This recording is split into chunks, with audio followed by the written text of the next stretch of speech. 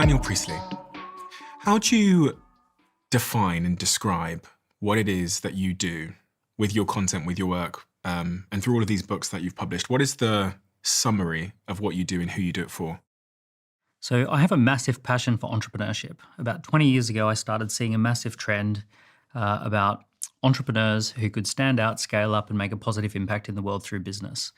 I have built multiple businesses over the last 20 years, and I'm just fascinated by the predictable stages that people go through in order to build successful businesses. As I've been growing my businesses, I've been writing about it in my books, mostly to document what I'm learning myself. And I also built a community of entrepreneurs who wanted to essentially make the most of the times that we're in. So what's happening at the moment is we're going through massive amounts of change. It's very similar to the agricultural age when it was replaced by the industrial age. And there were new economic rules that didn't apply to the agricultural age, but did apply to the industrial age. So the agricultural age was the feudal system and the industrial age was the capitalist system.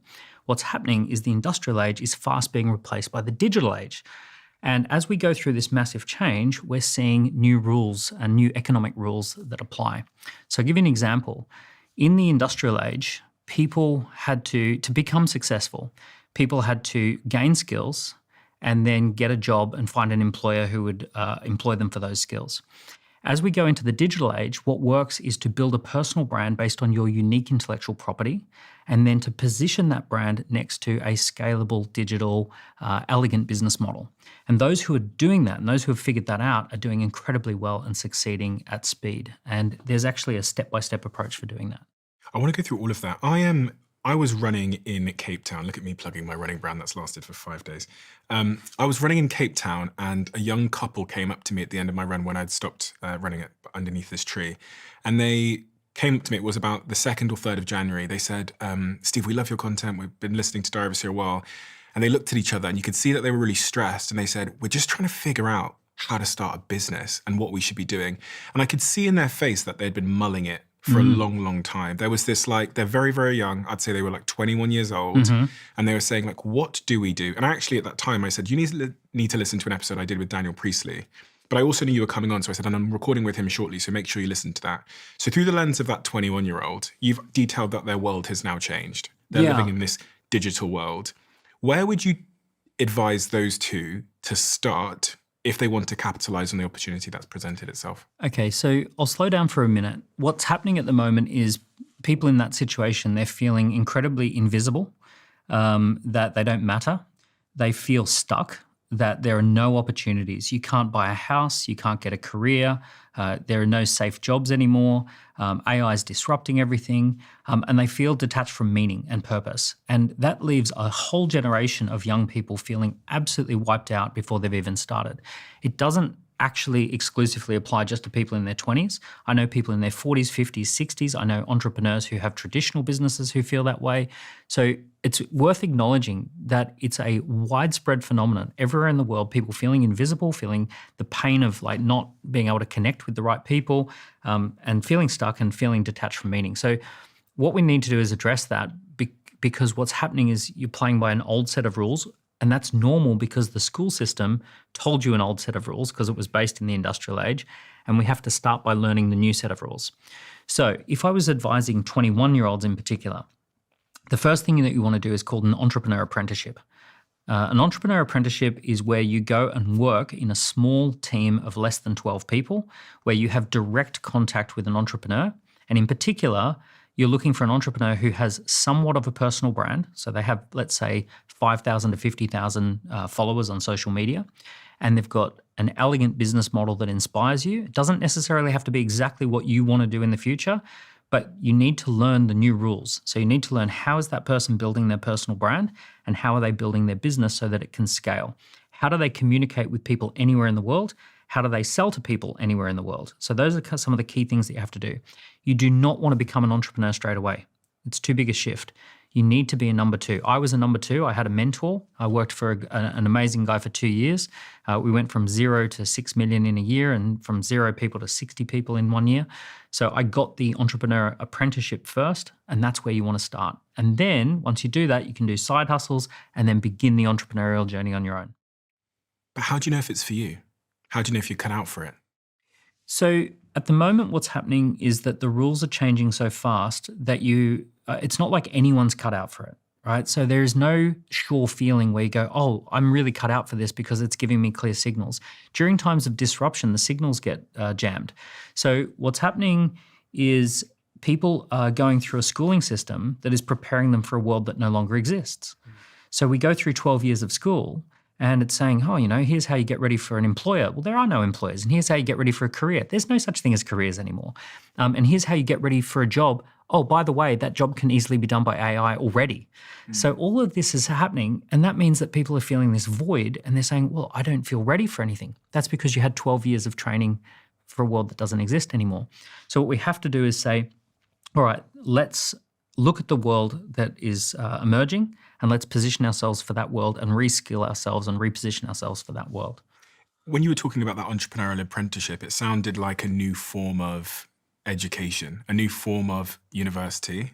Are there any other ways, if we're talking about that preparation phase where you're getting ready, are there any other ways you would advise someone to rapidly excel their knowledge and skills in preparation to become an entrepreneur? Is it books? Do I sit on ChatGPT? What worked for you? Books are great. Yeah. YouTube channels are great. I didn't have any of that. Believe it or not, even books were hard to come by when I was a teenager. You had to kind of order business books in, or you had to go to a big bookstore that had a business book section. We didn't have Amazon, and we certainly, anything like a podcast, you actually paid for cassette tapes and CDs, and they were $1,000. They were really expensive just to listen to some business content. Believe it or not, that was a thing. And all of it's for free now online. However, you can't learn to ride a bike through books and videos. You have to get on the bike. So the best thing to do is to work for someone who's building a business. And if you can't do that, become a co-founder with someone who's got more experience than you. And if you can't do that, then you need to do some small side hustles. A side hustle is an open and shut business case. So within 90 days, you're going to start something and finish something all within 90 days. You're not going to get yourself into a long-term thing. You're just going to start something, see how it goes, and it ends in 90 days. When I was a teenager, I did nightclub parties. So the nightclub party had a time where we would agree with the club that we were going to have the venue. Then we had a promotion phase. Then we ran the party, and then that was it. At the end of the night, we split the money, and that was the finish. And it all happened very quickly. And you get the learning experience, but you don't have the ongoing connection to the business. I also sold roses door to door. So on Valentine's Day, I bought a few hundred roses. We dressed up in tuxedos and we went door to door selling Valentine's Day roses. And that probably lasted 3 weeks from the time we came up with the idea to the time we found a supplier, bought the roses, went door to door and made our sales. And then it was all finished at the end of Valentine's Day. So these are called side hustles. And the important point is that they're not ongoing ventures. They're just open and shut. And then you can reflect. You can then sort of see what worked, what didn't work, and then see if you want to continue after that. Something else that I don't think I've ever heard many entrepreneurs or founders talk about when they're giving advice on that preparation learning phase is the importance of writing. Yeah. Because that had a profound impact on me. The rate in which I learned was having a practice. At what stage in your journey did you write? So I made a commitment to myself when I was 24 to write a tweet every day. Okay. And I would screenshot it, then post it on Instagram. Now, this was maybe the single biggest hack in my life that I've never really talked about because of all of the downstream consequences that occurred. Downstream consequence number one, got to 1 million followers on Instagram. Wow. By posting these quotes of ideas that I had every day. So every day at 7 p.m., my girlfriend knew at the time, she goes, he's going to go off for an hour and think of something to say. Downstream consequence number two is it taught me how to communicate ideas in a concise, high-impact way and kind of what people respond to. And I'd say number three is it generally meant that if I went through my day and something had happened, it gave me a moment to condense that down into wisdom. Into a little piece of wisdom. A piece of truth. So that day, I learned something. And without that practice, those learnings kind of would have passed you by. So what you're describing is actually beyond just writing, it's publishing. And publishing means to make public, to put something into the public domain. So yeah, there's journaling, which you keep private, but then there's making something public. And when you do this, you have to think about how would this be of value to others. So you're thinking, entrepreneurs have to be thinking about how would this be of value to others. You're putting it into the public domain, so you're getting feedback as to whether this is a good idea or a bad idea or an okay idea. Publishing doesn't have to be tweeting. It doesn't have to be writing a book. Publishing is video, audio. It can be long-form content. It can be short content.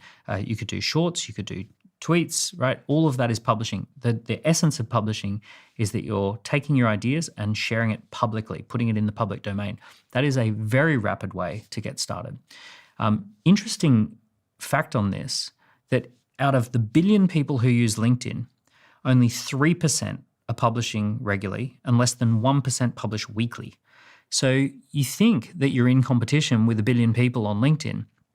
99% of people are just there to kind of lurk and watch what other people are doing. Only 1% of people are competing. 1% of people are creating the content on that platform.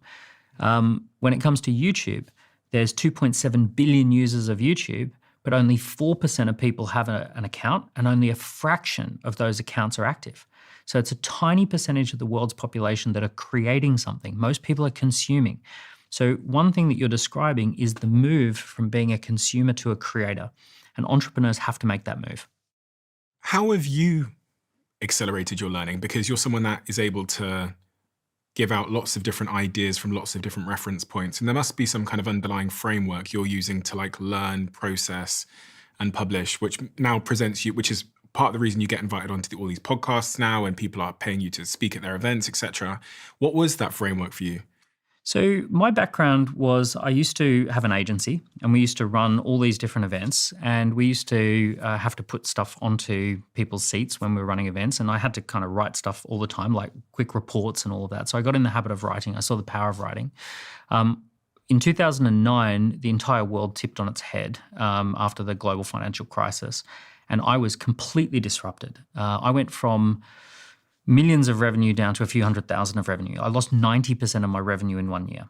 It was massive. I remember one Christmas party, 17, 18 people at a Christmas party. The following year was 3. It was morbid. So during that time where the global financial crisis had such a deep impact, I began writing about what is it that I know to be true? What is it that, I don't know much because I've just had the rug pulled out from under me. What is it I do know to be true? What are the most strong truths that I could share? And I ended up writing the book called Key Person of Influence in 2009, and it came out in 2010. And what I felt very confident about was this idea that the future was going to see a shift from business and institutional brands to personal brands, that we would see the decline of big faceless companies and the rise of individuals whose personal brands were bigger than the institutions. And it was a pretty radical idea at the time, but I felt pretty confident about it. And the more I wrote about it, the more I felt this was where the world was heading. If we look today, we can see Professor Brian Cox has more followers than CERN. We can see Richard Branson has orders of magnitude more followers than Virgin. We can see Elon's got more followers than NASA. We can see, Trump is way more powerful than the Republican Party. So the essentially the personal brand has just gone whoosh ahead. But I started that process very murky, that I didn't quite know what it was. It was a feeling or a sense. And by the time I'd gone through the publishing process of writing, I was clear. And the macro factors that brought that about, what are those underlying shifts that happened that meant we went from the logo to the person?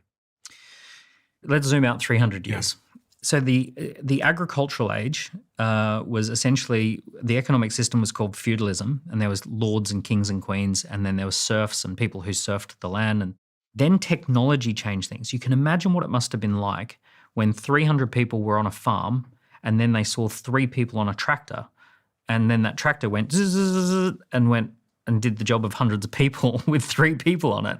And it's like, oh my goodness, what are we all going to do? How are we all going to live our lives anymore, right? And then they would have said, well, what are going to be the jobs? Everyone works in farming. And it's like, well, there's going to be this whole new system. There will be a completely new economic system called the industrial system, and it's going to replace everything. So back in the agricultural age, if you were a lord, right, and if you were rich, if you were successful, you had vast tracts of agricultural land. But as soon as the industrial age kicked in, you didn't even need land. You only needed a tiny amount of land to put a factory on. What mattered is that you had the ability to organize labor and machinery. And if you could organize a factory, that was way more economically productive than hundreds of acres. So the whole economic system got tipped on its head. And suddenly it didn't matter if you were a duke, it mattered if you were an industrialist, if you're a capitalist. So this whole new system took over. We had 200 years of innovation and it went through multiple waves. But the important thing to know is that it's technology that changed things, right? It's always a technology shift, right? The fundamentals of the economy are dictated by the technology that we have available to us. So what happened around the 2000s to 2020 is we had these general purpose technologies that just got introduced as though they were nothing. You know, suddenly everyone can publish a video online. Suddenly everyone can write a blog. Suddenly everyone can tweet. Everyone can form a community on Facebook. There's this device that you put in your pocket that is better than a traditional camera studio that the BBC would have had. So the power was just rapidly swinging from institutions to individuals. I'm sitting there going, wait a second, an individual has got all the things that a multinational corporation has access to, but they don't have the bureaucracy, right? They don't have the weight on their shoulders. They don't make slow decisions. They can make fast decisions. So as I witnessed this technology being introduced, I said, the way this is going is it's going to take all the power of big businesses and institutions and just give that to individuals. That's exactly what happened. And I mean, if there was ever a year where that's been more in focus with this election cycle and what we've seen with Trump and going on Rogan and Kamala going on Alex Cooper in the media lens. That's what cost the election. So that's a big trend. US presidential elections have always predicted major trends. So Franklin Roosevelt in the 30s, he did the national radio campaign. JFK in the 60s did the televised campaign. Obama in 2008 did the social media campaign. Each of those campaigns changed the game. Trump in 2016 did a hyper-personalized digital data-driven campaign, famously with Cambridge Analytica, and that actually gave birth to data analytics and hyper-personalization. And then something big happened in 2024. And what happened is that Trump broke the mold on campaigning and he started going on all these major podcasts.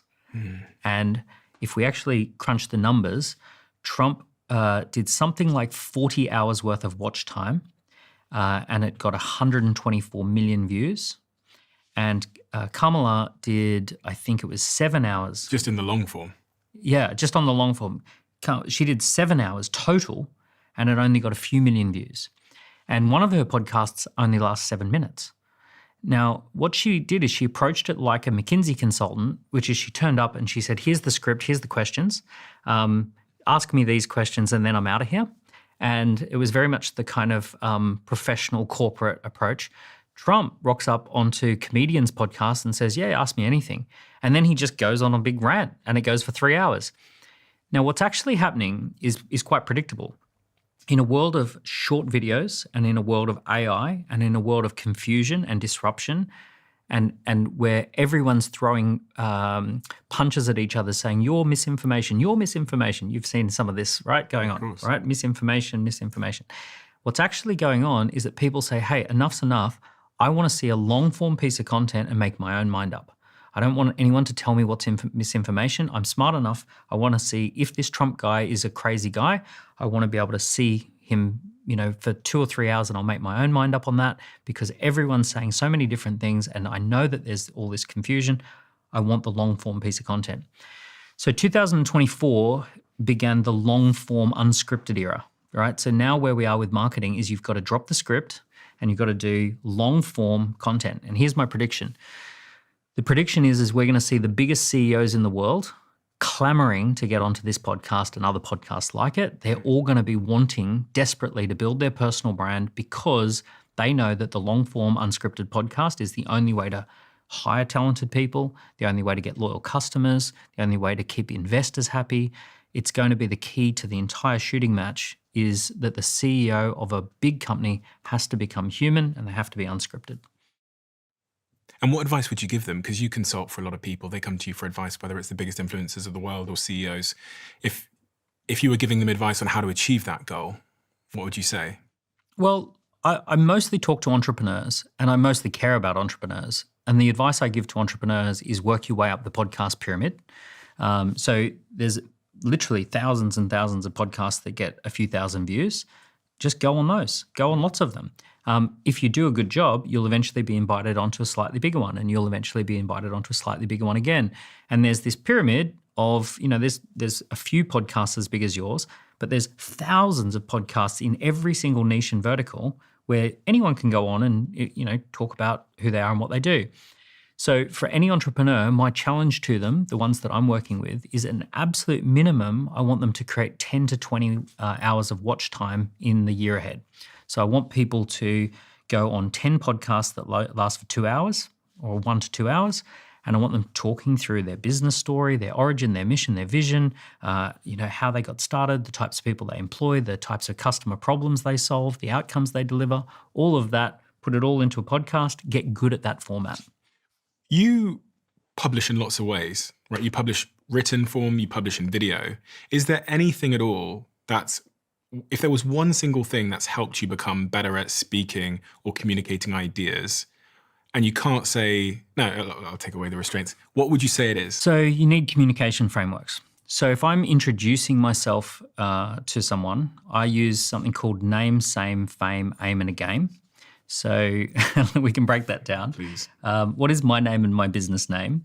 What is it that I'm the same as that you already understand? Okay, let's pause there. Why does that matter? When people are storing information, they need to open a folder, and they want to open a folder that's very easy to label. So they don't want to open a folder that says, like, I'm an energetic healer that works with transmutational objects that transcend time, space, and blah, blah, blah. They want to go, oh, you're a life coach. Okay, great, I understand that. Or you're a vet. Okay, cool. You're a consultant. You're a software company. Got it. So it's like just the most basic thing that I can then hang everything on that because I already understand it. So name, same, fame. So fame is like what makes you interesting, what makes you fascinating, what big brands have you worked with, what interesting projects have you landed. So anything that would make you stand out, any big numbers, any awards, any big names, any of that would be your fame. So name, same, fame. Aim, what are you working on in the next 90 days? And then game, what is your bigger vision? What do you want to achieve in the next 3 to 6 years? I think a lot of people aren't even clear on that. A lot of people aren't, and that's why the framework's powerful, because it forces you to get clear on it. If you then get clear on it, you can introduce yourself with power and authority. You can do the beginning of a podcast. You can be on a stage, just introducing yourself at a networking function. Believe it or not, you can cram all of that into 30 seconds. And so going back to this point of preparation, right? So one of the big things that is going to give me a significant competitive advantage if I'm building a business is personal branding. What else do you think someone like me at the start of my career needs to understand about the game of personal branding? Are there any particular platforms I should be aiming at, a particular upload cadence, a particular type of content? Here's what you need to know. You need to know that humans have a limited ability to remember names and faces. They only have a small number of slots in their brain for who they remember. And the number is about 1,500 in total. And it's about 150 that you can kind of remember well. And these are called Dunbar's numbers. And Dunbar's numbers basically said you've got a few slots for your family and then some more slots for friends. Then you've got your acquaintances, right out to 1,500 people that you can easily put a name and a face to. In order for you to be successful, you've got to get into people's head. They have to kind of know who you are. In order to do that, they have to spend time with you, they have to have repetition with you, and they have to see you in multiple contexts. So the research says 7, 11, 4. 7 hours, 11 interactions on 4 platforms. In order for you to remember me. Okay, right? Total. Okay. So for example, you and I, we've now connected a few times. So we have probably clocked up maybe 7 hours together. Now what that means is that if I bumped into you at a conference, even if I was on one side of the room and you on the other side of the room, you'd say, oh, there's Daniel. Your brain would immediately go, oh, there's Daniel. I'll walk over, I'll say hello, because we've spent enough time together. Now, there's this phenomenon called parasocial relationships. Parasocial relationships are basically one-sided relationships. It's how we feel towards famous people. So we think that we know George Clooney. We think that we know Angelina Jolie. We don't. It's a parasocial relationship. That person, we've spent time with them through their movies, through their media appearances, and therefore, because they've clocked up 7-11-4 with us, we then feel that we know them. Is this making sense? Makes perfect sense. Yeah. So what we have to do is build parasocial relationships at scale. So what we have to do is put out enough stuff where anyone can spend 7 hours, 11 interactions on 4 platforms. So when I work with entrepreneurs, here's one of the questions I always ask. I say, if I was to block out tomorrow and I'm going to take all day to watch, read, or listen to everything that you've got available online, and I'm looking for things that are on message that tell me about who you are, who you serve, what it is that you do, can I spend all day going through your online environment and just fill the entire day? And most people say no.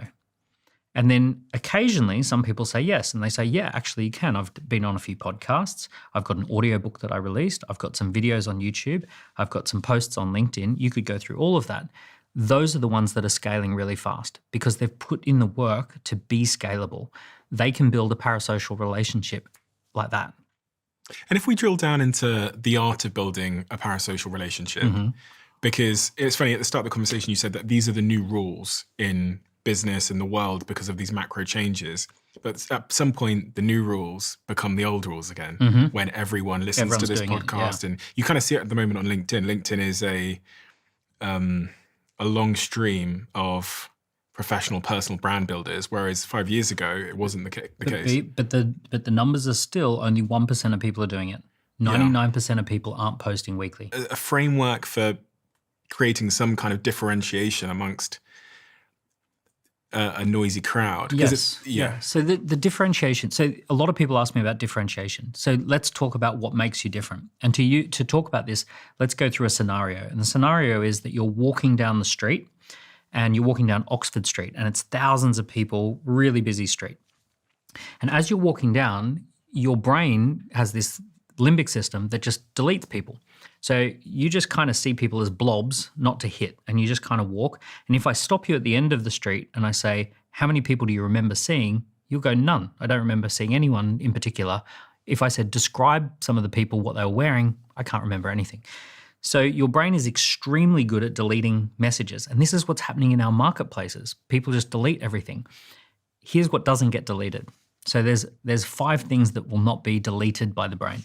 The first one is scary. So if something is scary, we pay attention to it. This is why the news has been so successful for many, many years, because they say if it bleeds, it leads. If it's scary, if it's horrible, people will watch it. Let's find the worst possible things that happen today. Let's blow them up and put them in everyone's house so that they spend time watching the news.